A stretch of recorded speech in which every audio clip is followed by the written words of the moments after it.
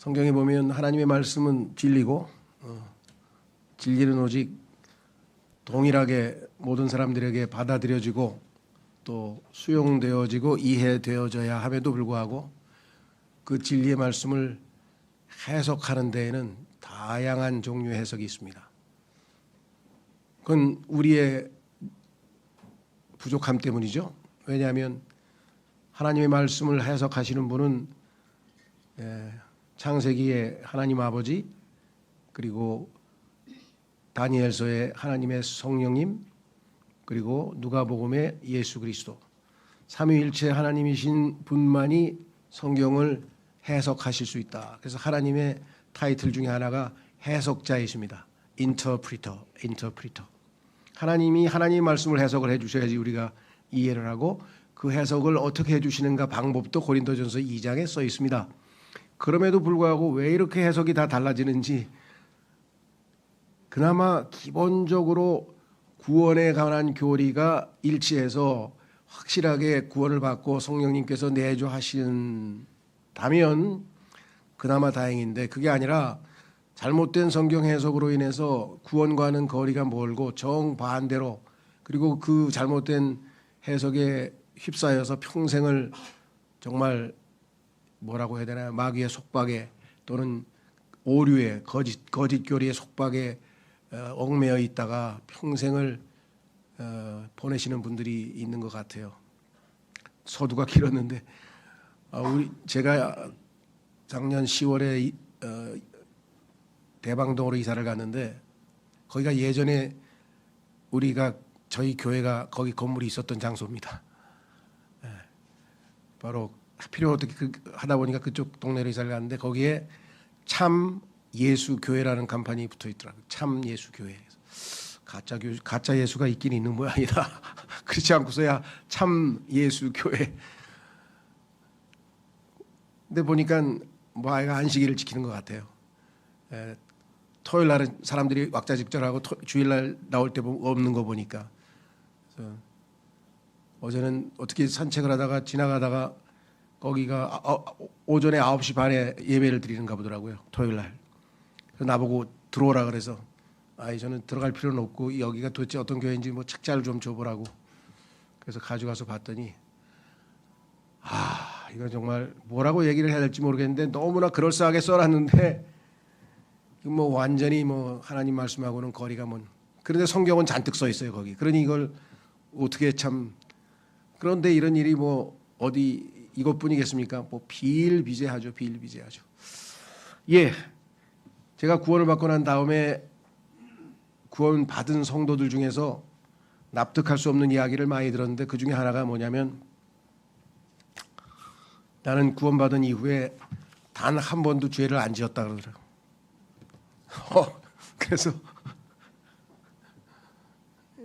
하도 기가 막혀가지고 도대체 무슨 근거로 그런 얘기를 하냐 그랬더니 성경 구절 하나 딱 펴주더라고요. 한번 보십시오. 요한일서 3장 9절.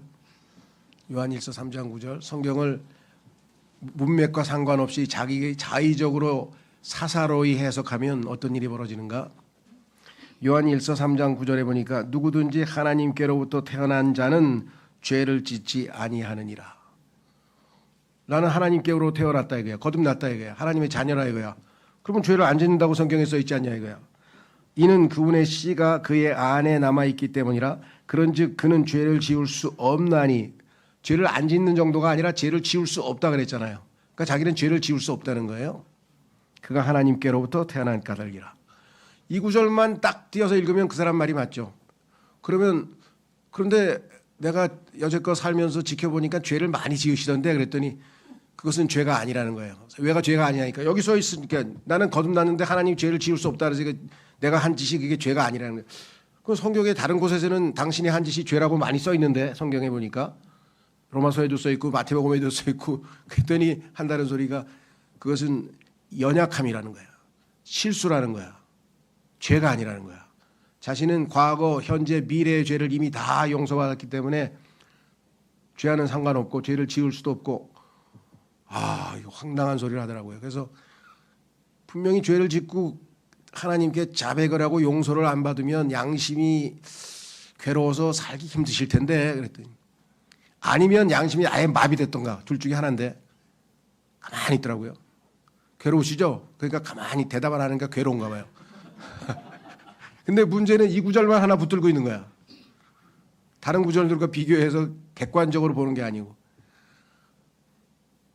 이런 사람이 있어요. 그 왜냐? 구원받으면 의인이 된다고 잘못 배워서 그래요. 나 의인이야. 그래서 복음 전할 때도 사람들한테 복음 전한 다음에 예수님 믿는다 그러면 이제 금방 물어봐요. 당신 그러면 죄인이야, 의인이야? 죄인이야, 의인이야? 의인이 어떻게 죄를 져요? 야, 정말 단순하게 이를 데 없는 사람들이 너무 많아가지고 특히 종교계에는 영적인 분야에서는 단순하면 정말 성경에서 잠언 전체가 하나님이 단순하지 말라게 단순하다는 얘기는 어리석다는 뜻이거든요. 성경에서 심플. 야, 이 사람은 왜 이렇게 심플해? 심플이 따지지 않고 주님 믿습니다. 이렇게 순수한 믿음으로 긍정적으로 쓰일 때가 있어요. 그래서 simplicity in Christ, 그리스도 안에 있는 단순함을 너희가 유지하라.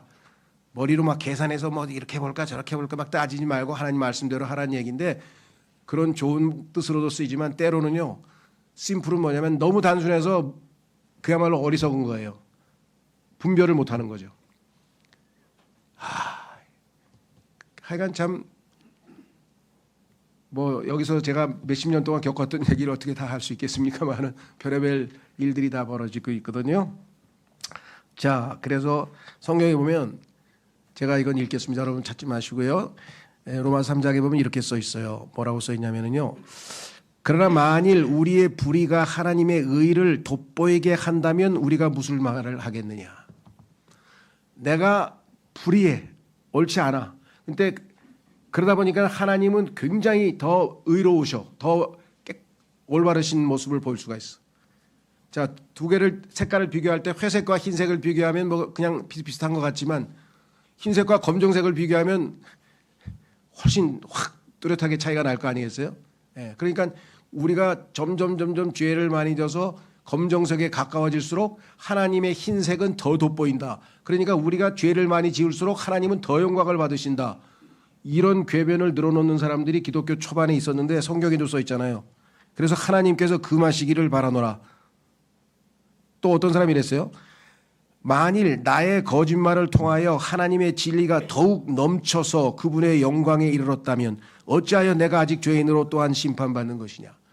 내가 거짓말을 했더니 하나님의 진리가 훨씬 돋보이더라 이거죠.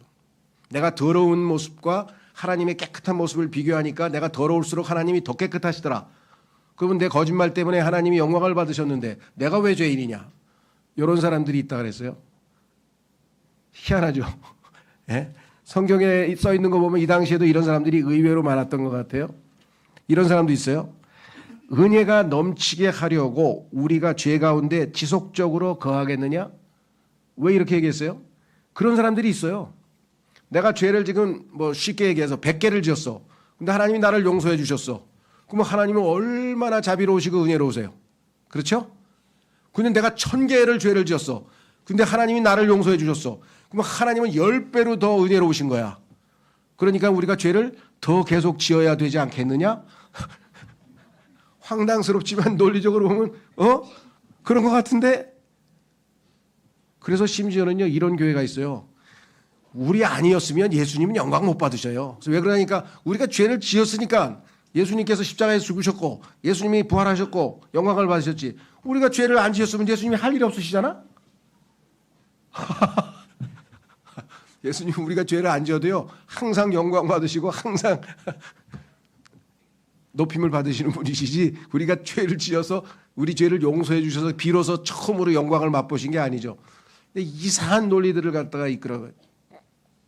자, 그래서 오늘 교재를 보시면요 이런 얘기를 하는 것은 현혹되지 마시라고 하면 다 아시겠지만 자 앞부분에 제가 이렇게 썼습니다. 구원받은 그리스도인이라 할지라도 고의로 죄를 지으면 구원을 잃어버린다고 잘못 가르치는 분들이 있습니다. 그 얘기는 뭐냐면요. 그리스도인들이 죄를 안 지으려고 그냥 발버둥 치다가 어쩌다 죄를 지면 그건 용서받을 수 있지만 고의로 죄를 지으면 용서 못 받는다. 근데 이게 성경에 어디 있어요? 우리가 죄를 짓는 거는 다 100% 고의로 짓는 거예요. 여기 계신 분 중에서 억지로 죄 짓는 사람 있습니까? 의지가 추반되지 않고 어떻게 우리가 죄를 지을 수가 있어요? 그러니까 말을 교묘하게 돌려가지고 이런 성경에도 없는 이야기를 만들어낸다 이 말이죠. 반면에 구원받은 사람은 과거, 현재, 미래의 모든 죄들로부터 구원받았으므로 죄를 짓더라도 아무 문제 없다는 또 다른 극단적 주장이 있습니다. 아무 문제 없는데 한 가지 아무 문제 없어요. 그건 뭐냐? 하늘나라 가는 데는 아무 문제 없어요. 구원받은 이후에 계속 구원받은 날부터 하늘나라 가는 때까지 매일 죄를 지었어도 그래도 하늘나라는 가요. 극단적으로 말하더라도. 하늘나라 가는 것은 하나님 주신 선물이기 때문에 선물은 빼앗아가질 않으세요. 근데 아무 문제가 없습니까? 문제가 없기는요. 오늘 그 문제 7가지를 여기다가 적어놨어요. 구원받은 성도가 즉 하나님의 자녀가 죄를 지으면 아무 문제가 없기는커녕 엄청난 손실을 봅니다. 엄청난 손실을 봐요. 자, 그래서 이렇게 썼습니다. 물론 구원은 하나님의 선물이며 영원히 보장됩니다. 로마서 8장 31절에서 39절은요. 혹시라도 여러분이 구원이 의심되다든가 뭐 조금 마음이 불편하다든가 그럴 때는 한번 쭉 읽어보시면 성경에서 구원의 영원한 보장을 가장 완벽하게 진술하고 있는 내용입니다. 읽으면 구원에 대한 의심을 거두어 드릴 수 있죠.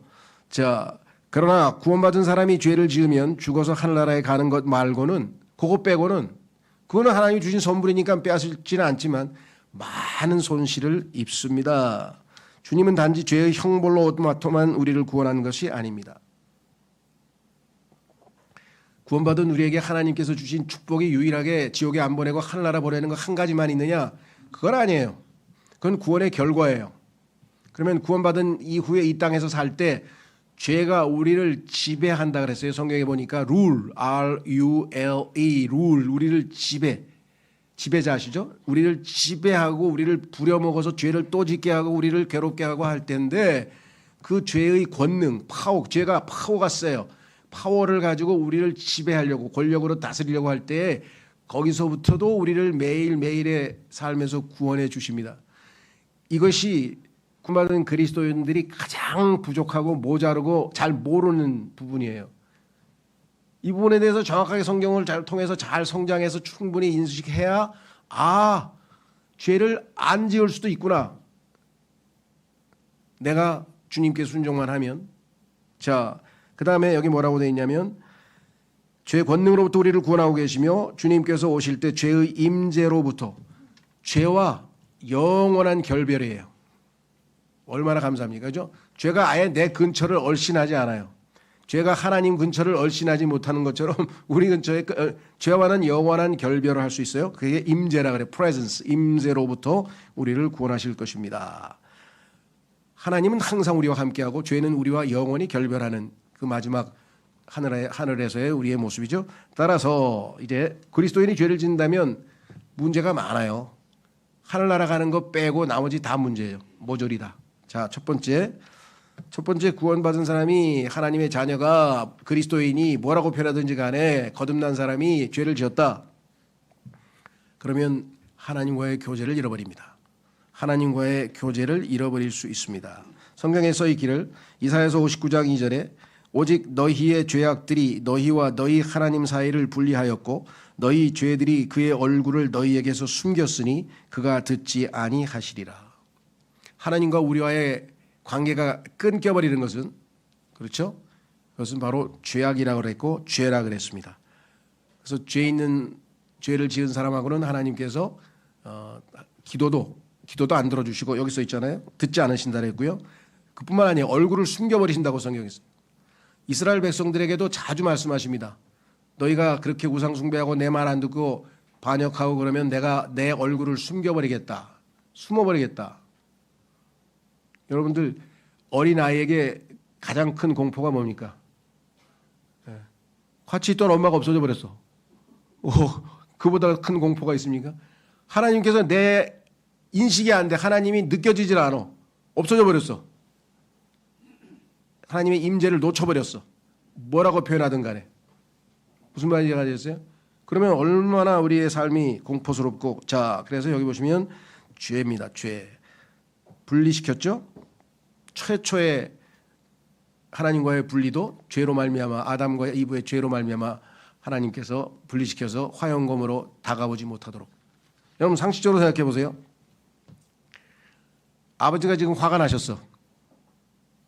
그래서 아버지한테 전화를 했더니 전화를 안 받아. 잘못했다고, 그렇죠? 예, 용서받고 그렇기 위해서 전화하면 받지. 근데 아버지한테 따지려고 들고 그러면 전화 받겠어요? 예. 우리나라 역사에 그 재미있는 건 아니지만 유명한 일화가 있잖아요. 예, 태조 이성계가 아들 이방원이가 한 짓이 하도 못마땅해가지고 그냥 여기서 얘를 얼굴을 보기 싫어가지고선 저 함흥으로 가가지고서는 숨어들었잖아요. 그래가지고 아들이 사신을 보내면 죽여버리고 사신을 보내면 죽여버리고, 근데 한 번 갔는데 안 돌아와. 그래서 함흥 차사란 말이 생겼죠. 갔는데 안 돌아와. 다 죽어버렸어. 얼마나 아들이 미웠으면 다 죽였겠습니까? 그렇죠? 뭐 극단적인 얘기겠지만요. 그러니까 하나님께서도 우리가 죄를 지면 더럽고 추하고 막 거짓되고 불의하고 그런 아들하고 앉아서 뭔 얘기를 하시겠어요? 관계가 끊어져 버리는 거예요. 이사야서 1장 15절에도 그런즉 너희가 너희의 손을 활짝 펼 때 나는 나의 두 눈을 너희에게서 숨기리라. 진정 너희가 많은 기도들을 할 때도 나는 듣지 아니하겠노라. 너희의 손이 피로 가득하도다. 하나님께서는 정의를 요구하셨는데 이스라엘 백성에게 피를 흘리고 말이죠. 어려운 사람 죽이고 막 이런 일들이 벌어지니까 하나님께서 기도도 듣지 않겠다. 교제를 끊겠다. 이렇게 얘기를 했죠. 그래 요즘은 무섭죠. 네. 여자들이 교제 끊겠다 그러면 가서 뭐 끊어? 죽인다 너. 와, 교제 살인이라는 게 살벌해요. 그런 일들이 난 우리나라에서 벌어지리라 생각도 못했어요. 최소한도 인격 제한이에요. 서로 대화했는데 나 이제 더 이상 사귀고 싶지 않다. 그럼 뭐 헤어져야지. 그거를 물건입니까? 가서 그냥 근데 그게 막 셀 수도 없이 많이 이루어져 가지고, 그러니까 뭐 사귀고 싶겠어요? 사귀었다가 잘못 헤어지게 돼도 이런 일이 벌어지면, 그러면 뭐 사귐도 없으면 뭐 결국은 뭐 출산율 일어나긴 뭐 틀렸지. 하여간 이 교제라는 거는요 자발적인, 그래서 침례교회의 기본 원칙 중에 하나가 뭐냐면 voluntary association이에요.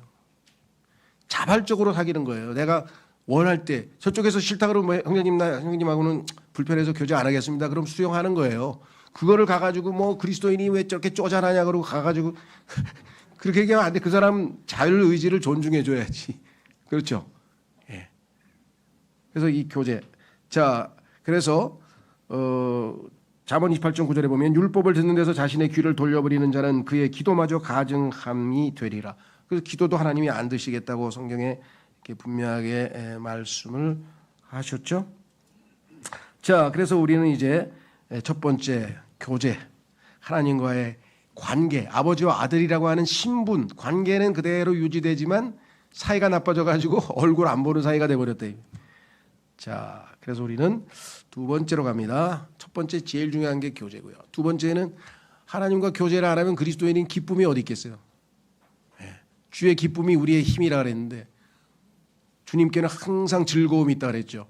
요거는 이제 제가 구원의 기쁨이라고 쓴 거는 우리 성경에는 즐거움으로 돼 있어요. 근데 워낙 우리가 구원의 확신, 구원의 기쁨이라는 용어를 많이 썼기 때문에 요거는 그냥 용어를 일단 기쁨이란 말을 집어넣었다는 것. 성경 구절은 확인해 보겠습니다. 시편 51편 12절에 다윗이 죄를 짓고 구원의 기쁨을 잃어버린 상황에서 회복시켜 주시면 다시 기쁨을, 즐거움을 되찾겠습니다 하고 기도하는 장면이죠. 시편 51편 12절 제가 당신의 구원의 즐거움을 회복시켜 주소서 그리하여 당신의 자유로운 영으로 저를 지탱하소서.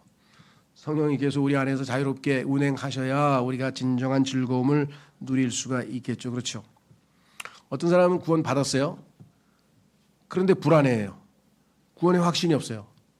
그건 믿음의 문제죠. 하나님께서 하신 말씀을 믿는다면 객관적으로 하나님께서 예수 그리스도께서 다 행하신 이루셨잖아요. 그럼 예수님께서 이루신 사역을 믿음으로 예수님을 받아들였다면 그 구원에 대한 이 권리는 하나님께서 우리에게 주셨기 때문에 이제 구원은 더 이상 타취될 필요가 없을 텐데도 불구하고 자기가 죄를 지으면 하나님께서 다시 구원을 이렇게 되돌리실 것처럼 물리실 것처럼 생각하는 사람이 있어요. 그래서 미국 사람들이 얘기한다 그러죠. 하나님은 인디안 기버, 인디안 기버. 인디안 기버란 말은 말이 있는데 왜냐하면 인디안, 아메리칸 인디안이죠. 미국 사람들이 스페인 사람들이 정착하고 영국 사람들이 오기 전에 살던 아메리칸 인디안들은 미국의 인디안들은 풍습이 있는데 관행이 있는데 그것은 뭐냐면 선물을 줘요. 근데 나중에 마음에 안 들면 도로 뺏어요 선물을. 그럼 선물이 아니지. 근데도 하여간 그런 이상한 풍습이 있어요. 그래서 미국 목사들이 설교할 때 하나님은 인디안 기버가 아닙니다. 구원을 주신 다음에 도로 안 뺏어가세요. 그거를 강조하기 위해서 쓰는 표현이에요. 그러니까 그냥 미국 사람들이 그렇게 표현을 쓰는구나 알아두시면 돼요. 그렇습니다. 하나님이 주신 선물을 하나님 뺏어서 가지를 않으시죠. 그러니까 구원의 확신은 믿음이 부족한 거죠. 두 번째, 구원의 확신은 가지고 있지만 구원의 즐거움은 죄를 짓는 순간 상실되어 버리는 거예요. 여러분들 죄를 짓는 순간에는 희닥거릴 수 있죠. 왜? 죄를 짓는 순간에는 죄가 가져다주는 약간의 즐거움이 있다고 모세도 그 즐거움을 버리고 주님을 쫓았다고 히브리서에 써 있잖아요. 죄를 짓는 순간이야 즐겁지 재밌지. 근데 그러고 나서 성령님께서 너 오늘 뭐 했냐? 그러고 나면 그때부터 이제 괴로워가지고 자꾸 떠올라요. 성령님께서 왜? 그 빨리 토해내고 빨리 자백하고 용서받고 하나님 앞에 나아가서 다시 즐거움을 회복해야지. 구원의 즐거움을 회복해야지. 그거를 자백 안 하고 그냥 움켜쥐고 계속 누르고 있으면은 즐거움이 회복이 되겠냐 이 말이죠. 자, 그래서 우리는 구원의 확신과 즐거움을 동시에 다 누릴 수 있는데도 불구하고 구원의 즐거움을 잃어버리는 상태가 일시적으로 될 수 있는데 그것은 바로 우리가 죄를 지을 때다. 세 번째 죄를 지으면 어떤 일이 벌어지느냐? 간증을 잃어버려야 돼요. 간증이라고 하는 것은 예수님께서 사도행전 1장 8절에서 너희가 나의 증인이 될 것이라 그랬잖아요. 그러면 내가 예수 그리스도가 나의 구원자고 하나님께서 온 우주 만물의 창조시고 하나님은 선하신 분이시고 하나님은 의로우신 분이시고 하나님은 신실하신 분이시고 그래서 하나님이 어떠하신 분이시다라고 하는 것을 다른 사람들에게 증언하는 그 역할을 내가 했는데 내 행실이 잘못돼서 예를 들면 내가 죄를 지어서 세상 사람들이 보기에도 아유 예수 믿는 사람이 저게 뭐야 이렇게 되면 문제는 어디에 됩니까? 나만 욕먹으면 괜찮은데 아유 그 기독교 하나님 그 엉터리 하나님 아니야 이렇게까지 가면 우리는 하나님께 우리로 인해서 하나님이 모독을 받으신다라는 것이겠죠. 자, 창세기 19장 14절. 창세기 19장 14절. 아시다시피 롯과 아브라함은 함께 거했는데 두 사람의 그 종들 사이에서 다툼이 벌어졌죠. 왜냐하면 먹일 가축은 많은데 초장이 부족해요. 풀밭이 부족해가지고 서로 다툼이 벌어졌죠. 이에 롯이 나가서 요건 아니구나. 그거는 그 다음 구절이고요. 창세기 19장은 그 누구야? 저 홍영재님 13절서부터 먼저 한번 틀어주세요. 비춰주세요. 이왕 설명했으니까. 기록하기를 그리하여 아브라함의 가축들을 치는 목부들과 롯의 가축들을 치는 목부들 사이에 분쟁이 있었더라. 그리고 그때 가나안족과 프리즈족이 그 지역 가운데 거하였더라. 그러니까 가나안족과 프리즈족은 이방인이고 롯과 아브라함은 하나님의 자녀인데 하나님의 자녀들끼리 그 종들끼리 볼성사납게 싸우고 있다 이 말이죠. 다투고 있다 이 말이죠. 이에 아브라함이 롯에게 말했더라. 역시 영적으로 감각이 뛰어난 사람이죠. 야 이러다간 우리 때문에 하나님께서 욕 잡수시겠군. 하나님이 저 사람들이 섬긴다는 하나님이 저 사람들 저 꼴이 저게 뭐야 이렇게 되겠잖아요. 그렇죠. 그래서 어떻게 됐어요? 내가 너에게 간구하노니 나와 너 사이에 그리고 나의 목부들과 너의 목부들 사이에 분쟁이 없게 하자. 이는 우리가 형제들이기 때문이라. 그래서 간증을 지키기 위해서 여러분 어떠세요?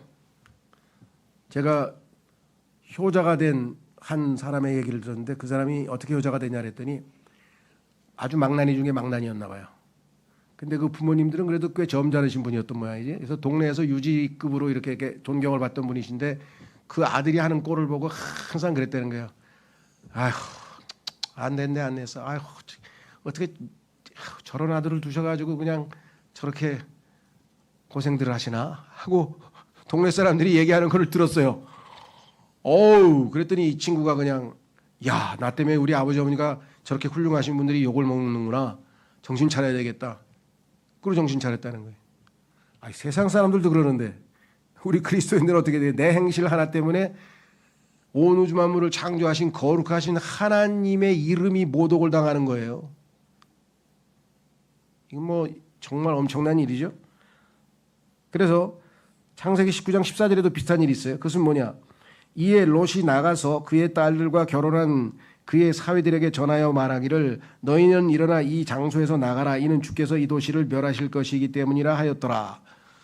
큰일 나다. 이제 하나님께서 소돔과 고모라를 다 멸하실 테니까 얘들아, 내 사위들아 빨리 도망쳐라, 빨리 도망쳐라 하고 얘기를 했는데 그러나 그의 사위들에게는 그가 놀리는 자처럼 보였더라. 안 믿어요. 왜?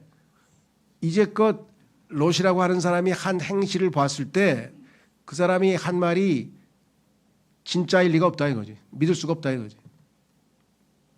그래서 장난치시는구만. 우리 장인 영감 농담하시는 모양이야. 그리고 웃어버리고 말았다는 거예요. 얼마나 이 사람의 행실이 신뢰감을 못 줬으면 사위들이 그렇게 장인을 됐을까. 여러분 어떠세요? 여러분의 한 말을 여러분과 상대하고 있는 상대방이 신뢰합니까? 아니면 또 뻥치네. 아이. 그러십니까? 어떠세요? 예, 한번 생각해 보십시오. 그래서 기록하기를 로마서 2장 14절에 기록된 바와 같으니 이는 너희로 말미암아 하나님의 이름이 이방인들 가운데서 모독을 받기 때문이다. 이스라엘 백성이 하나님의 맏아들이라고 하나님께서 뽑아놨는데 하는 행실마다 행편없어 그냥. 그러니까 주변에 있는 사람들이 에이. 그래서 결국은 하나님의 이름이 이스라엘 백성들 때문에 모독당하는 것처럼 그리스도인의 행실 하나하나에 따라 예수 그리스도께서 조롱당하시고 그렇죠? 오죽하면은 뭐 모르겠어요. 제가 객관적인 평가인지는 모르겠습니다만 오죽하면 기독교를 한국에 있는 조롱하는 사람들은 개독교라고 불러요. 그거 들으셨죠? 제가 보기에는 뭐 그 사람들 행실도 별거 없는데 그래도 그 사람들은 기독교인들에게 기대하는 바가 크지. 왜? 성경에 계신 하나님은 대단하신 분인데 왜 그 하나님을 믿는 사람들은 왜 저 모양 저 꼴일까? 이렇게 생각할 거 아니에요. 그러니까 할 수 없어요. 우리가 책임을 지고 자 감당해야 됩니다. 간증을 잃어버릴 수 있다라는 건 이거 심각한 문제가 아닐 수 없습니다. 그렇죠?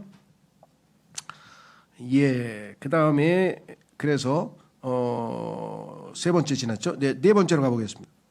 섬김을 잃어버릴 수 있다. 하나님을 섬긴다고 하는 것은 특권이죠. 지금도 아마 나를 섬김의 일꾼으로 지금 뽑아달라고 지금 잔뜩 기대하고 있는 사람이 있는 것 같아요. 보니까 셀프 추천도 하더라고. 요즘에 보니까 지금 요번에 뭐 장관들을 임명하는데 국민들이 좀 뭐 장관 될 만한 사람들을 뭐 추천하라 뭐 이래가지고 지금 뭐 계속 이렇게 올리면 이제 뭐 대통령이 쭉 봐가지고 아니면 뭐 그 중에서 괜찮은 사람 뽑겠다 뭐 이런 걸 해가지고 올리는데 보니까 자기를 좀 장관 시켜달라고 올리는 사람이 있대요. 그래서 내가 그 사람부터 빼셔. 나 같으면 그 사람부터 빼고 시작한다. 그렇죠. 예. 자, ministry 부처라 그러죠. 우리 뭐 경제기획원 아니 뭐 재무부 뭐 상공부할 때 부를 갖다가 영어로는 ministry라 그러는데요. 놀랍죠. 사역도 ministry라 그래요. 사역이든 장관이든 다 섬긴다는 뜻이에요. 근데 다 군림해가지고 탈이 났지. 그렇잖아요. 예, 목사들도 그렇고 장관들도 그렇고 지가 뭐 되는 것처럼 nothing인데 something인 것처럼 착각을 해가지고 다 망가지는 거 아니에요. 이름 그대로 해야 돼요. 미니스터는 뭐 섬기는 자예요. 부르면 뛰는 거야. 그냥 가가지고 예 말씀하십시오. 이렇게 해야 되는 사람들인데 그렇죠. 근데 결국 뭐 대한민국이 뭐 세계에서 얼마나 뭐 훌륭한 국가인지는 난 아직은 모르겠습니다. 어쨌거나 우리나라 장관만 돼도 그냥 대단한 영예라고 막 난리법석인데 하나님을 섬기는 미니스터예요, 우리가. 하나님을 섬기는 서번트예요, 우리가. 하나님의 종이에요. 그렇잖아요. 그런데 그 하나님을 섬기는 자들은 성경에 보니까 깨끗해야 된다 그랬어. 근데 죄를 지어서 더럽혀졌어. 그러면 스톱. 섬김이 중단되는 거죠. 자, 고린도전서 2장 9장 27절에 오히려 내가 나의 몸을 억제하고 그것을 복종하게 하노라. 이는 내가 다른 이들에게 선포한 후에 어떤 방식으로든 나 자신이 버림받는 자가 되지 않게 하려 함이라. 이 구절을 잘못 읽어서 아까도처럼 문맥을 잘못 잡아서 해석을 잘못해서 이 구절이 마치 구원을 상실하는 것처럼 막 열변을 토하시는 분들이 계신데, 문맥을 읽어보면 구원과는 아무 상관없는 구절입니다. 이거는 하나님을 섬기는 특권으로부터 버림을 당한다 이 말이에요. 다른 사람한테는 좋은 말하고 막 그냥 권면도 하고 막 성경도 읽어주고 막 목사들도 그렇죠. 설교도 막 멋지게 하고 막 이러다가 자기 행동은 형편없어. 그럼 하나님께서 그 다음에 그 사람을 사용하시겠어요? 섬길 기회를 상실한. 하나님을 섬긴다고 하는 것은 엄청난 특권이죠. 그렇죠? 예. 자, 계시록 2장 5절에 보면 개인만이 아니라 교회도 하나님을 섬길 기회를 박탈당한 교회가 있어요. 근데 그 교회가 초반에는 아주 좋은 교회였어요. 에베소 교회라고 하는 교회는 처음에 아주 그냥 아주 건전한 교회로 출발을 했는데 중간에 마음이 식어가지고 하나님에 대한 첫사랑을 잃어버린 후에 점점 떠내려갔죠. 충만함으로부터. 그래서 하나님께서 회개하라. 네가 어디서부터 떨어졌는지 기억하라. Remember. 회개하라. Repent. 아니면 remove. 제거해버리겠다. 그 제거한단 말이면 촛대로 옮겨버린다. 이게. 그래서 하나님께서 지금 에베소 지역에 한번 가보세요. 터키 지역이 있는데 뭐 기회가 되면 가시면 예배당 교회 아무것도 없어요. 그 예배당 건물 그 뼈대 그 기둥 다 부셔지고 그냥 잔해만 남아 있어. 하나님 말씀 그대로. 그래서 교회도 여기 섬기는 기회를 잃어버릴 수 있습니다. 우리 교도 마찬가지고 하나님 앞에 우리가 죄악된 가운데에서 그렇게 행실을 그렇게 하면 당연히 하나님께서 우리 교회를 사용하실 리가 없겠죠. 계시록 2장 5절에 그러므로 네가 어디서부터 떨어졌는지 기억하고 회개하여 처음 행위들을 하라. 그러지 않고 네가 회개하지 아니하면 내가 너에게 속히 오겠고 너의 등잔대를 그의 위치에서 옮기겠노라. 옮겨져 가지고 다른 지역으로 다 복음은 교회들은 세워졌고 이 지역은 완전히 허벌판이 되고 말았죠. 기록하기를 디모데후서 2장 19, 22절에 하나님이 사용하시는 그릇은 깨끗한 그릇이라. 좋은 그릇 아닙니다. 좋은 그릇 아니고 깨끗한 그릇. 기록하기를 그럼에도 불구하고 하나님의 기초는 확실하게 서 있어 이러한 봉인을 지니고 있으니 곧 주께서 그분께 속한 자들을 아신다는 것과 그리스도의 이름을 부르는 모든 자는 저마다 죄악으로부터 떠나라는 것이라. 그러나 넓은 집에는 금과 은으로 된 그릇들뿐만 아니라 목재와 흙으로 된 그릇들도 있어서 일부는 존귀에 이르고 일부는 불명예에 이르느니라. 그러므로 만일 어떤 사람이 이런 것들에서 자신을 깨끗하게 한다면 그는 존귀에 이르는 그릇이 되어 성결하게 구별되고 주인이 사용하기에 알맞으며 모든 선한 행위에 저마다 예비되리라. 젊음의 정욕들을 피하라. 다만 순수한 마음으로부터 주를 부르는 자들과 함께 의와 믿음과 성도의 사랑과 화평을 따르라. 여기 지금 보면 21절에 깨끗한 그릇만 하나님께서 사용하신다는 것.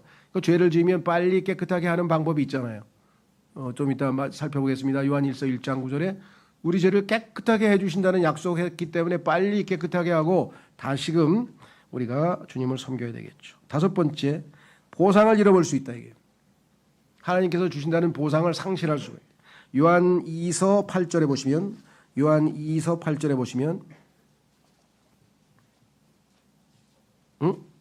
가만 있어봐. 여기 성경 구절이 고린도전서 3장. 요한 2서 8절은 안 썼네요. 자, 확인해 보겠습니다. 화면에 안 띄웠는데요. 한번 이거 뭐 한 줄밖에 안 되니까. 요한 2서 8절 거기에 뭐라고 돼 있냐 한번 찾아보겠습니다. 요한 2서 8절 보시면 뭐라고 써 있는가? 우리 자신이 이룩해 놓은 그것들을 우리가 잃지 않고 오히려 우리가 온전한 보상을 받도록 너희 자신을 살펴보라. 죄를 지면은 보상을 잃을 수가 있다고. 여기 잃어버릴 수도 있으니 조심하라 하고 경고가 나와 있죠. 예, 주님께서 예비한 상을 다 받을 수 있었는데 죄를 지어가지고 부주의해서 또 죄를 지어서 상실할 수가 있다 하고 성경에 나와 있고요. 기록하기를 고린도전서 3장 15절에 만일 어떤 사람의 일이 불타게 되면 그는 손실을 겪게 되리라. 그러나 자기 자신은 구원을 받으리라. 그럼에도 마치 불에 의하여 받은 것 같으리라. 우리가 주님을 위해서 한 것이 그렇죠.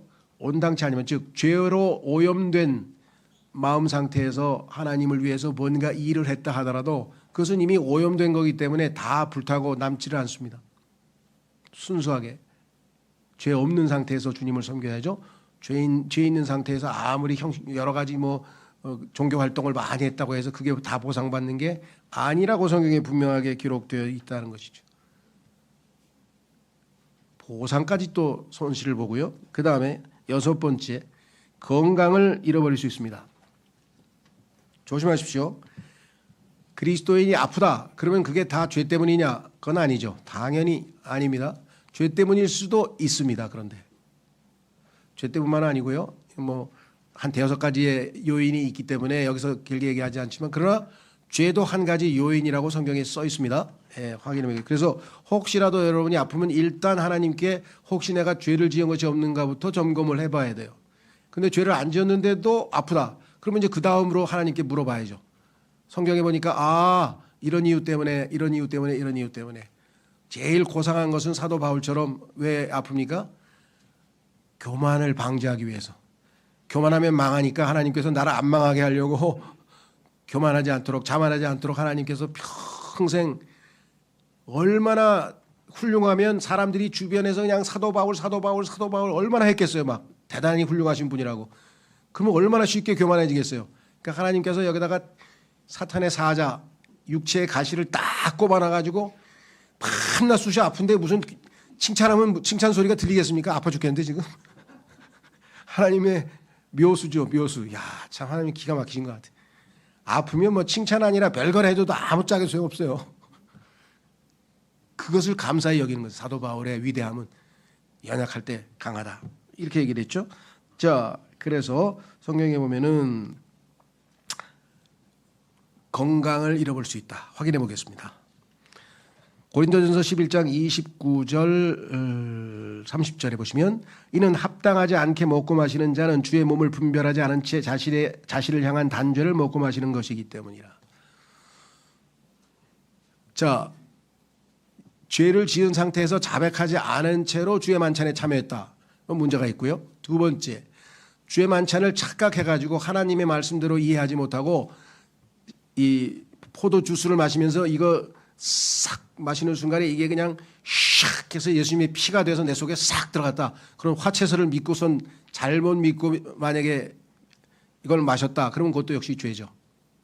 별도로 상징이지 이게 갑자기 마시는 순간에 포도 주스가 그냥 예수님의 피로 샥 변하고 빵을 씹는 순간에 예수님의 살을 씹는 겁니까 우리가? 그럼 우리가 무슨 인육을 구약에서 하나님께서 금하신 율법에 금하신 일을 한다고요? 근데 그거를 세계에서 2등 가라 그러면 서러울 종교인 로마 가톨릭 교회에서 그렇게 가르쳐요. 화채설. 순간적으로 그렇게 변한다고. 그런데 거기 교회 다니는 사람 중에 상당수는 그것 때문에 그 교회 다니는 사람이 있어요. 신비롭다는 거예요. 입에다가 그냥 하는데 갑자기 이게 예수님의 살로 싹 바뀌어지면 예수님의 몸이 내 안에 들어왔다는 거예요. 막 육체로 예수님을 체험한다고 막 이러고 와 황당스러워요. 교리 하나 잘못 알면 엄청난 이상한 일들이 벌어지죠. 어쨌거나 자 그래서 이 건강을 잃어버릴 수 있다고 아까 분명히 써 있죠. 그 죄를 지어서 문둥병에 걸린 유명한 사람은 잘 아시잖아요, 그죠? 미리암이라고 미리암 모세의 누이였던 미리암은 죄를 짓는 순간에 아주 문둥병이 생겼죠. 자 마지막으로 목숨도 잃어버릴 수 있어요. 목숨도. 자 확인해 보겠습니다. 고린도전서 11장 30절 우리가 금방 읽었네요. 이런 까닭에 많은 이들이 너희 가운데서 약하고 자 첫 번째 쇠약해져요. 죄를 지으면. 왜? 마음이 기쁨이 없잖아. 죄책감이 시달리잖아. 죄책감에 시달리면 어떻게 됩니까? 조금 잘못하면 그냥 이 뭐 공황장애 오고 막 또 막 정신적으로 시달리고 막 이렇게 되잖아요. 죄 지은 사람 다 죄책감이라는 것은 심리학적으로 막 엄청나게 스트레스를 주잖아요. 그렇죠? 예. 지나가도 못 가. 왜? 사는 사람이 자기 죄를 알까 봐 갑자기 막 여기 골목길로 막 숨어가지고 이렇게 화난데도 못 가고 숨어서 돌아다니고 막 이러죠. 자, 그 다음에 여기 보시면 병 들어 있으며 병도 들을 수 있어요. 근데 세 번째, 하나님 보시기에 요거는 아니다 싶으면 어떻게 돼요? 많은 이들이 잠자고 있느니라. 잠잔 사람 누굽니까? 하나님과 성령님을 속이고 거짓말을 해가지고 그냥 즉사해가지고 바로 잠든 쓰신 분. 그게 아나니아와 삽비라라고 하는 사도행전 5장에 나오는 사람들이죠. 아주 그냥 부부가 한 날 같이 갔어요. 자, 마지막으로 고린도전서 5장 5절.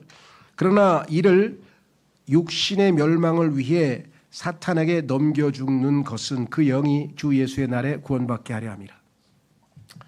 이 사람들이 지은 죄가 상당히 질이 안 좋은 거죠. 굉장히 도덕적으로 고린도라고 하는 교회는 성경에서 가장 부패한 교회고요.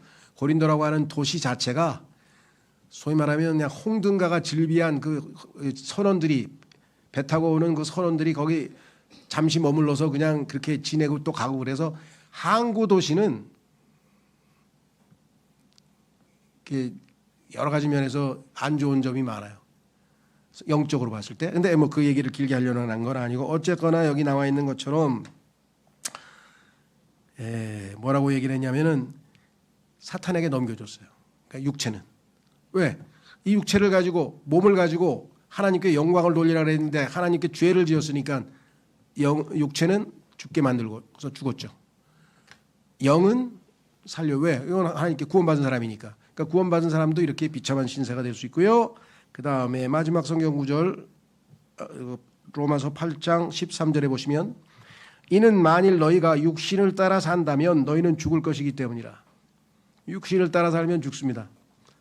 육신을 과도하게 즐겁게 해보세요.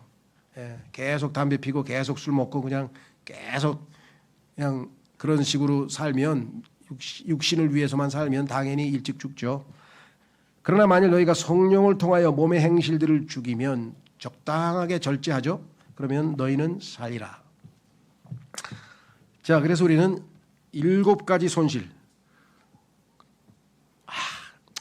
신경 안 써요. 또 이런 분이 있어요. 왜 그러냐니까 뭐 그냥 하늘나라 가는 것으로 난 됐어. 그럼 이 땅에서 이 사람들이 행복하게 죄 짓고 살 거냐? 안 돼요. 성령님께서 계속 마음에서 그냥 괴로운 거야. 그래서 불행한 그리스도인으로서 살게 되는 거죠. 빨리 어떻게 해야 되는가? 2가지 구절 읽고 마치겠습니다. 하나님이 해결책을 주셨잖아요. 오늘 본문에 이렇게 기록되어 있습니다. 나의 어린 자녀들아 이런 것들을 내가 너에게 기록하는 것은 너희로 하여금 죄를 짓지 않게 하려 함이라. 요한일서를 쓴 목적이 죄를 안 짓게 하기 위해서. 그런데 만일 어떤 사람이 죄를 짓는다면 나약해서 죄를 지었어요. 그럼 어떻게 돼요?